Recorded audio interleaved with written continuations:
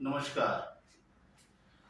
आज मैं इस वीडियो के माध्यम से एनआईएस के बारे में लेकर के जो तमाम तरह के कंफ्यूजन होता है, लोगों को इसके बारे में पूरी तरह से अवगत नहीं है। मैं चाहता हूं कुछ उसके सामने से उन पिक्चर स्पष्ट करूं, जिससे आप लोगों को अपने निर्णय लेने में सहूलियत हो। एनआईएस बोर्ड हमारे देश में 3 तरह के राष्ट्रीय बोर्ड हैं।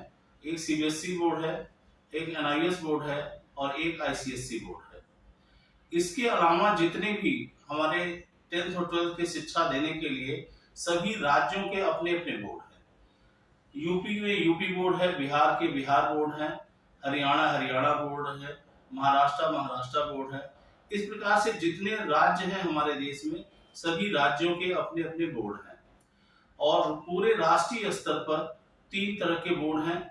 इस प्रकार से अगर देखें तो एनआईएस बोर्ड, सीबीएसई बोर्ड और आईसीएसई बोर्ड, ये तीनों इक्विवेलेंट हैं, तीनों सिमिलर हैं।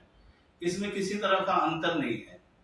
अंतर कहने का मतलब यह होता है कि जो भी बच्चे 10th या 12th किसी रीजनल बोर्ड से करते हैं या नेशनल बोर्ड से करते हैं, यानी इन तीनों बोर्ड में से किसी भी बोर्ड से करते हैं, वे सभी कैंडिडेट क्या है, उनकी जो मार्कशीट की वैल्यू है, जो उनकी डिग्री है, वह समान है, इक्विवेलेंट है और वह कहीं भी अपने हायर स्टडीज के लिए या किसी जॉब के लिए वे आसानी से अप्लाई कर सकते हैं।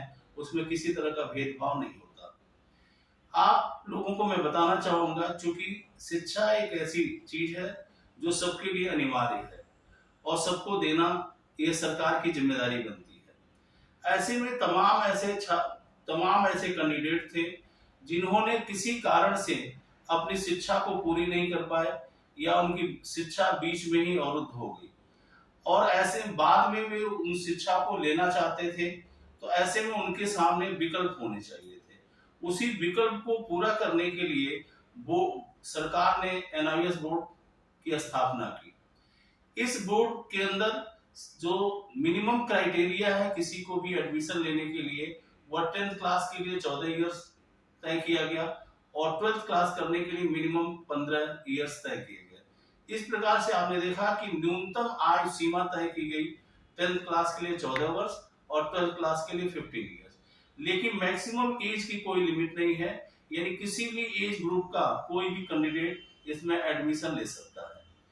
और साथ ही साथ चूंकि काफी भिन्न भिन्न कैंडिडेटों को ध्यान में रख करके यह बनाया गया, इसलिए इसकी जो रूल्स और रेगुलेशंस हैं वो इतने सिंपल है कि वह कोई भी कैंडिडेट आसानी से इसमें एडमिशन ले सकता है। किसी तरह की इसमें समस्याएं नहीं होती। आपको मैं बताना चाहूंगा कि इस बोर्ड में तमाम सारी खूबियां हैं कि इतने सारे सब्जेक्ट की चॉइस आपको एक साथ मिलती है कि आप चाहें तो आप साइंस और कॉमर्स एक साथ पढ़ सकते हैं या कॉमर्स और साइंस एक साथ पढ़ सकते हैं या ह्यूमैनिटीज और कॉमर्स एक साथ लेकर पढ़ सकते हैं। यानी सब्जेक्ट की चॉइस की पूरी तरह से आजादी होती है। आप अपने पसंद के जो भी सब्जेक्ट चाहें उसमें लेकर के पढ़ सकते हैं। इसके अलावा इस बोर्ड ने यह सुविधा दी है कि आप जो भी एडमिशन लेंगे वह एडमिशन आपका 5 साल तक वैलिड होता है और बोर्ड जो है हर साल जो है वह 2 बार एग्जाम कराती है। एक मार्च अप्रैल में एग्जाम होते हैं इसके और एक सितंबर अक्टूबर में एग्जाम होते हैं। इस प्रकार से कोई भी कैंडिडेट अगर मार्च अप्रैल के एग्जाम में अपने सारे पेपर पास नहीं कर पाता है तो वह नेक्स्ट सितंबर अक्टूबर के एग्जाम में सिर्फ एग्जामिनेशन फीस उन्हीं सब्जेक्ट को भरनी होती है जिस सब्जेक्ट में वो असफल है। और इस प्रकार से उसे हर साल 2 एग्जाम होते हैं। उन एग्जामों में एग्जामिनेशन फीस सबमिट करके वह अपना एग्जाम दे सकता है। इसके अलावा इतने ही नहीं, तमाम ऐसे उन कैंडिडेट के लिए सहूलियत प्रदान करता है जो किसी भी बोर्ड से उन्होंने अपनी 10th या 12th नहीं कर पाए और ऐसे में वहां पर वो फेल हो गए।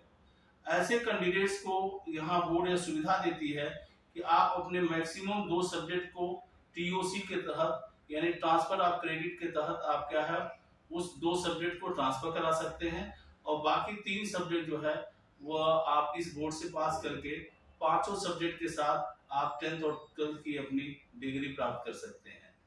इस प्रकार से एनआईएस बोर्ड के अंदर तमाम ऐसी फ्लेक्सिबिलिटी है, इतनी सुविधाएं हैं कि जो हर कैंडिडेट को तमाम तरह के अवसर प्रदान करती है कि जिससे वे अपने 10th और 12th को के पढ़ाई को पूरी कर सकें और आगे अपने जो भी है उसके लिए, अपने भविष्य के लिए एक बेहतर भविष्य का निर्माण कर सकें। यह बोर्ड इसलिए आप लोगों को इसके बारे में, इस बोर्ड को लेकर के किसी तरह से कंफ्यूजन नहीं होना चाहिए कि इस बोर्ड से हम 10th करें या 12th करें, क्या इसकी मान्यता होगी कि नहीं होगी।